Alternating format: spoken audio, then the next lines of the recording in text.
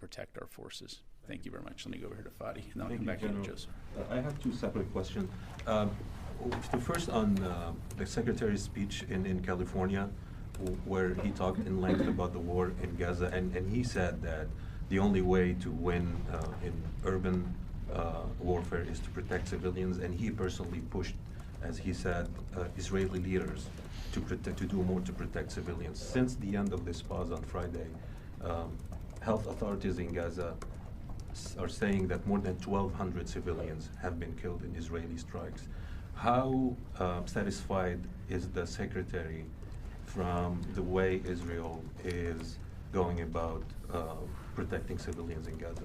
Yeah, thanks, Fadi. So I can't comment on the numbers that the Hamas Health Ministry is putting out, so I can't verify those numbers.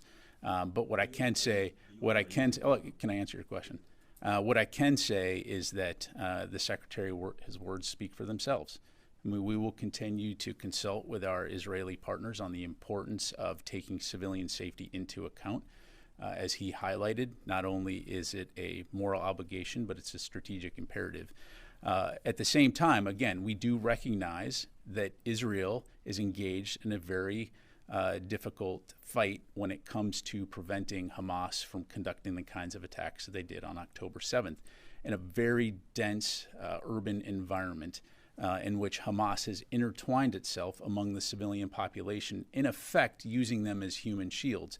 So again, I'm not going to speak to Israel's operations per se, other than to say that, again, we will continue to talk with our Israeli partners and expect them to conduct their operations in accordance with the law of armed conflict. Thank you.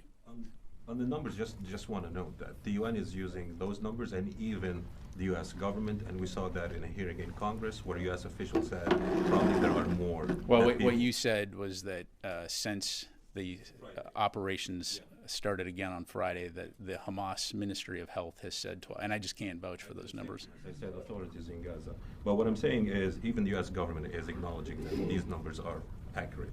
But on the second issue, Amnesty International new investigation has said that 43 Palestinian civilians have been killed in 2 unlawful airstrikes by Israel using U.S.-made weapons, and Amnesty is saying these are apparent war crimes.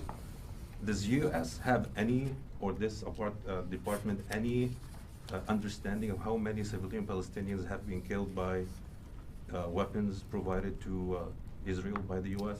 Yeah, thanks, Fadi. So as far as the report goes, we're reviewing that report. As you know, as a general matter, we don't offer public evaluation, or we don't offer evaluations of public reports that are by outside groups. But again, I'd go back to what I said earlier, is that we are going to continue to consult closely with our Israeli partners on the importance of taking civilian safety into account in conducting their operations. Let me go to Joseph. Thanks. Earlier today, the Lebanese army announced that an Israeli strike on a Lebanese base killed 1 Lebanese soldier, injured 3 others. It seems like it's the first of this kind, and without speaking to Israeli operations, it also comes on the heels of last week's call between General Brown and the Lebanese army chief, and General Brown reiterated the need to restore calm along the blue line.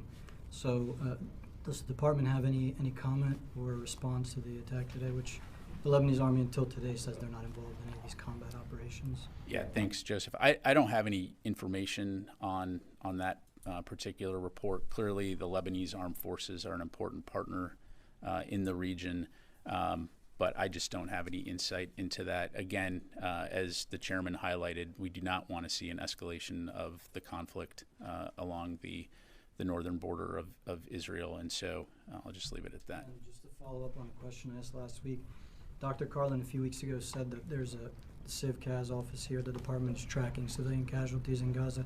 Do you have any, can you elaborate at all on what exactly they're doing? Are there any reports that are expected to come out? I'll have to take that question. I don't have any further information.